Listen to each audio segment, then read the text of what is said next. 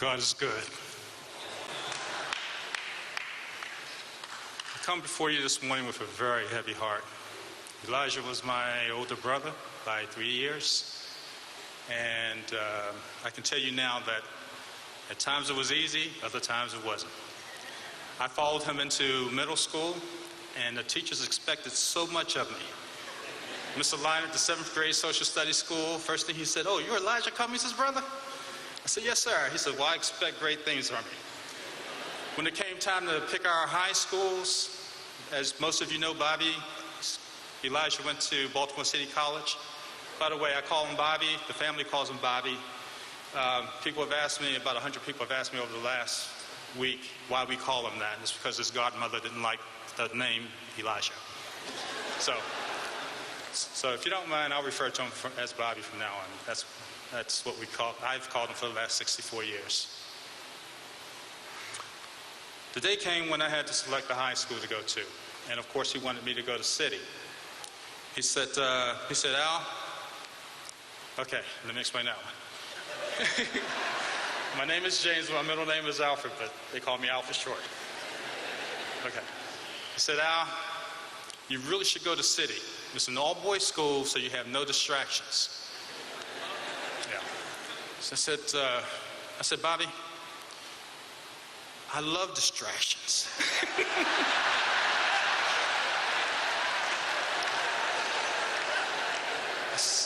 I said, "I can't concentrate without distractions." That's when I learned the definition of oxymoron, or better yet, ironic. And that's when he taught me the definition of ironic. But he was a great brother. We're going to miss him dearly. I want to thank the city of Baltimore. I want to thank Speaker Pelosi for the service yesterday, all the comments that were made. I mean, it was a beautiful service. I'm going to miss him dearly.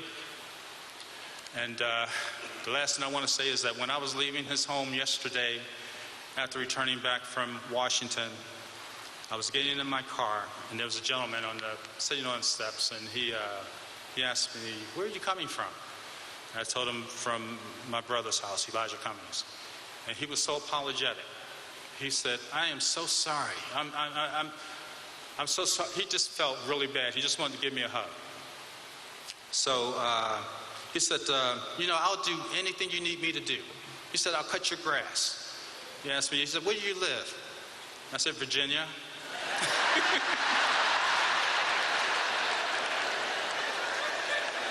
Yeah. He said, well, he thought for a second or two, and he said, "Well, that might be a problem." But he did tell me that he was going to meet me out there today again. He had something for me. I'm not sure if I'll be able to meet with him or not. But I thought that was the nicest thing, because he's the type of person. He was the type of person that Elijah loved. Elijah wasn't the type of person who would look up to people and want to be so high. He wanted to be in a position where he could help those people who couldn't help themselves. And so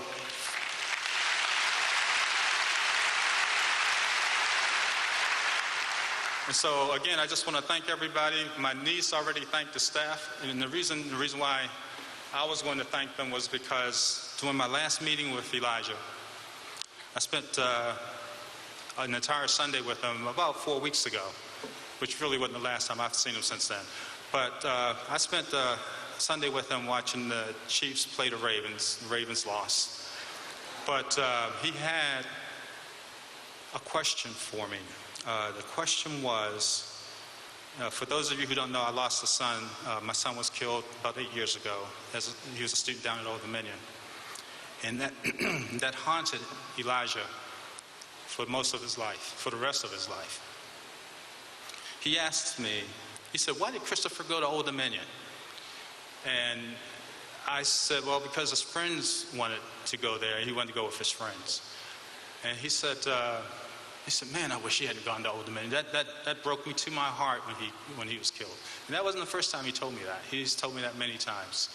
And the only thing that he took to his grave that was unresolved was who took my son's life.